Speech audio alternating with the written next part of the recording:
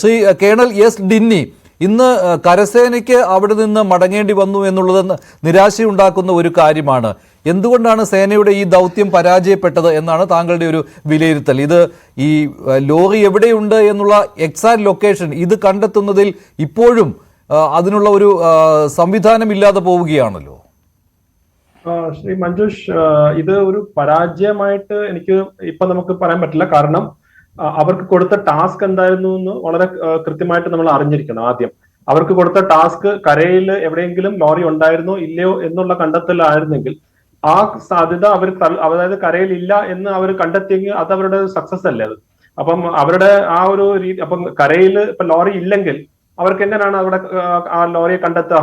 ഇപ്പൊ നമ്മൾ നേരത്തെ ശ്രീ ഉണ്ണി പറഞ്ഞ പോലെ അത് പുഴയുടെ ഉള്ളിലാണെങ്കിൽ നാച്ചുറലി സൈന്യത്തിന് ലാൻഡിനകത്ത് കാണാൻ പറ്റില്ല. അപ്പൊ അവർക്ക് കൊടുത്ത ടാസ്ക് എന്താണ് എന്നുള്ളത് വളരെ കൃത്യമായിട്ട് അറിഞ്ഞാൽ മാത്രമേ നമുക്ക് അതിന്റെ ഒരു ഉത്തരം പറയാൻ പറ്റൂ. പക്ഷെ ഇപ്പോഴത്തെ അവസ്ഥ വെച്ച് അവർ പറഞ്ഞ രീതി അനുസരിച്ച്, അവിടുത്തെ ഗവൺമെന്റ് പറഞ്ഞ രീതി അനുസരിച്ച് കരയിൽ ലോറി ഇല്ല. അപ്പൊ കരയിൽ ലോറി ഇല്ല എന്ന് കരസേന വന്ന് അവരുടെ എക്യുപ്മെന്റ് വെച്ച് ചെക്ക് ചെയ്ത് അതും അവർ കൺഫേം ചെയ്തിട്ടുണ്ടെങ്കിൽ അതൊരു പരാജയമായിട്ട് ഞാൻ കാണുന്നില്ല. കുടുംബത്തിന്റെ ഒരു റിയാക്ഷൻ താങ്കൾ കേട്ടുവല്ലോ. സൈന്യത്തിനെതിരെ അവർക്ക് സംസാരിക്കേണ്ടി വന്നിരിക്കുകയാണ്. അപ്പോൾ ഈ പ്ലാനിംഗ് നടപ്പാക്കുന്നതിലെ ഒരു അപാകതയാണോ? എവിടെയാണോ ലോറി ഉള്ളത് എന്ന് കണ്ടെത്തി അതിലേക്ക് സെർച്ച് പോകാതെ ഇപ്പോൾ റോഡ് ക്ലിയർ ചെയ്യുന്ന ഒരു ജോലി പൂർത്തീകരിച്ചു എന്നത് മാത്രമല്ലേ ആയിട്ടുള്ളൂ. അപ്പോൾ സ്വാഭാവികമായും കുടുംബത്തിന് നിരാശ ഉണ്ടാകുമെന്ന കാര്യത്തിൽ സംശയമില്ല.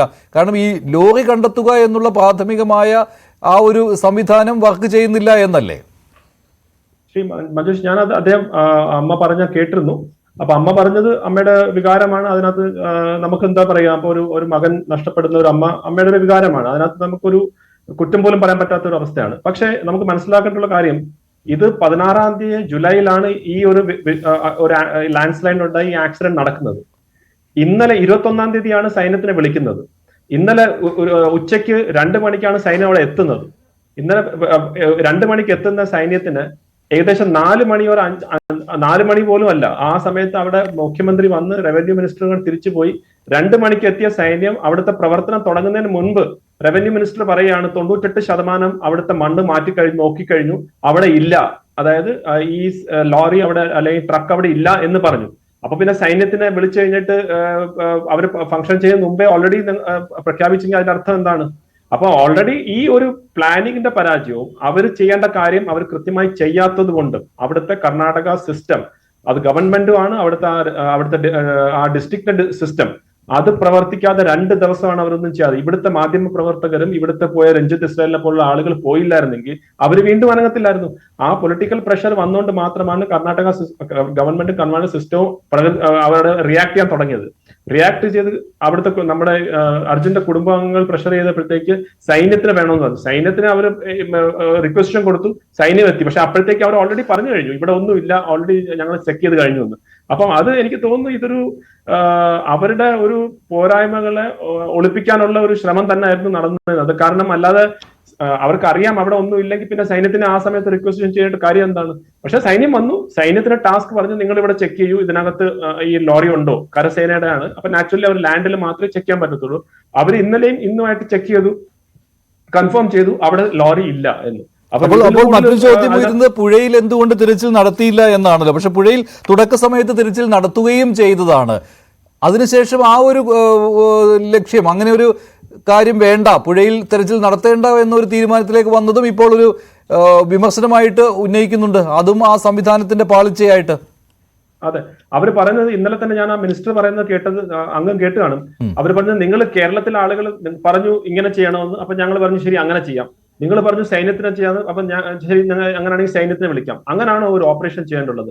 അവരുടെ ഉത്തരവാദിത്തമല്ലേ ഒരു ഓപ്പറേഷൻ, അതിന്റെ ലീഡർഷിപ്പ് കൊടുക്കാൻ. അതായത് തെരച്ചിൽ നടത്തുന്നതിന് വേണ്ടി ഞങ്ങൾ തെരച്ചിൽ നടത്തി. ആദ്യത്തെ 4 ദിവസം ഒന്നും സംഭവിച്ചില്ല. ബാക്കി പിന്നെ ഇവിടുന്ന് ഒരു പ്രഷർ ഉണ്ടായ സമയത്ത് ഞങ്ങൾ കുറെ കാര്യങ്ങൾ ചെയ്തു കൂട്ടി എന്ന് കാണിക്കുക മാത്രമാണ് ഉണ്ടായത്. അങ്ങനെയാണ് ഈ ദൗത്യം മുഴുവൻ കാണുമ്പോൾ തോന്നുന്നത്. അബ്സല്യൂട്ട്ലി അങ്ങനെ തന്നെയാണ് തോന്നുന്നുള്ളത്. അല്ലാതെ ഒന്ന് ആലോചിച്ച് നോക്കൂ, ഒരു ഓപ്പറേഷൻ നടക്കുമ്പം അവർ പറയാണ് നിങ്ങൾ ഇത്രയും പേര് മാധ്യമ ആളുകളൊക്കെ വന്നു, കേരളത്തിൽ നിന്ന് ആളുകളൊക്കെ വന്നു, നിങ്ങൾ പറഞ്ഞു ഇവിടെ നോക്കൂ, അപ്പൊ ഞങ്ങൾ ശരി അവിടെ നോക്കിയോ. നിങ്ങൾ പറഞ്ഞു പുഴയിൽ നോക്കണ്ട, അപ്പൊ ശരി നോക്കണ്ട. നിങ്ങൾ പറഞ്ഞു സൈന്യത്തിനെ വിളിക്കോ, അപ്പൊ ഞങ്ങൾ ഇങ്ങനെയാണോ? ഇതാണോ ഒരു ഉത്തരവാദിത്വം? ഇതാണോ റെസ്പോൺസിബിലിറ്റി? ഇങ്ങനെയാണോ ചെയ്യേണ്ടുള്ളത്? അത് കഴിഞ്ഞ് സൈന്യം വന്ന് 1 മണിക്കൂറിന് കഴിയുന്ന മുൻപേ നിങ്ങൾ പറയുകയാണ് ഇവിടെ 98% മണ്ണ് മാറ്റി കഴിഞ്ഞു, ഇവിടെ ആ ട്രക്ക് ഇല്ല. പിന്നെ എന്തിനാണ് സൈന്യത്തിനെ വിളിച്ചത്? ആർമിയെ വിളിച്ചത് ലാൻഡിൽ ചെക്ക് ചെയ്യാനല്ലേ? ലാൻഡിൽ ചെക്ക് ചെയ്യാൻ ആർമിയെ വിളിച്ചു കഴിഞ്ഞിട്ട് അവിടെ ഓൾറെഡി നിങ്ങൾ പറയുകയാണ് ഇല്ലെങ്കിൽ പിന്നെ ആർമി എന്തായാലും ആ പുഴയിൽ ഇറങ്ങി സെർച്ച് ചെയ്യാൻ പറ്റത്തില്ലല്ലോ. അപ്പൊ ഇതെല്ലാം ഒരു പ്രഹസനമായിട്ട് തന്നെയാണ് കർണാടക ഗവൺമെന്റും കർണാടകയുടെ ആ ഡിസ്ട്രിക്ട് സിസ്റ്റം ചെയ്തത്. അവർ 2 ദിവസം അവർ ക്രിമിനൽ നെഗ്ലിജൻസ് എന്നാണ് ഞാൻ പറയാം. 2 ദിവസം അവർ പ്രകൃതി ഒരു കാര്യവും ചെയ്തില്ല. അവിടെ നഷ്ടപ്പെട്ട എത്രയോ 3 പേര് ഇതിപ്പോഴും മിസ്സിംഗ് ആണ്. എത്ര പേരുടെ ജീവൻ അവിടെ നഷ്ടപ്പെട്ടു. അത് കഴിഞ്ഞിട്ട് ഒന്നും ചെയ്തില്ല. അവരുടെ ഫോക്കസ് ആ റോഡിനെ ഓപ്പൺ ചെയ്യുക എന്നായിരുന്നു ആദ്യം. ആ സമയത്ത് അന്ന് അവർ ആർമിയെ റിക്വസിഷൻ ചെയ്തിരുന്നെങ്കിൽ 16-ാം തീയതി വൈകിട്ടെങ്കിലും റിക്വസിഷൻ ചെയ്തിരുന്നെങ്കിൽ 17-ാം തീയതി എത്തിയിരുന്നെങ്കിൽ നമുക്ക് ഇതിനു മുൻപായിട്ട് ഒരു റിസൾട്ട് കിട്ടിയാണ്. അതുപോലെ തന്നെ നേവിയെ റിക്വസിഷൻ ചെയ്തു. നേവിയുടെ റിക്വസിഷൻ അവരെന്താണ് നേവിക്ക് കൊടുത്ത ടാസ്ക്? നേവിക്ക് കൊടുത്ത ഡൈവേഴ്സ് മാത്രമാണ് അവിടെ വന്നിട്ടുള്ളത്. മറ്റുള്ള എക്യുപ്മെന്റ് ഉള്ള നേവിയുടെ ഒന്നും റിക്വസിഷൻ ചെയ്തിട്ടില്ലല്ലോ ഇതുവരെ. അപ്പം അവർ പറയുന്ന നേവി നേരത്തെ ശ്രീ ഉണ്ണി പറഞ്ഞ പോലെ ഡൈവേഴ്സിന് അവരായിട്ടുള്ള ലിമിറ്റേഷൻസ് ഉണ്ട്. ഒരു ഡൈവറിന് എത്ര 25 അടി എത്ര പ്രാവശ്യം പോകാൻ പറ്റും? അപ്പൊ അവർ വന്ന് ആ ഭാഗത്തുള്ള അവർക്ക് വിസിബിൾ ആയിട്ട് കാണാൻ പറ്റുന്ന കാര്യം അവർ ചെക്ക് ചെയ്തിട്ട് അവിടെ ഇല്ല എന്ന് പറഞ്ഞു. പക്ഷെ ഈ ഒരു ട്രക്ക് ഡെബ്രിയുടെ താഴെയാണെങ്കിൽ അത് ഡൈവേഴ്സിന് ഒരിക്കലും കണ്ടുപിടിക്കാൻ പറ്റില്ല. അപ്പൊ അതിന് വേറെ എക്യുപ്മെന്റ് വേണം. താങ്കളിലേക്ക് വരാം. ഇപ്പോൾ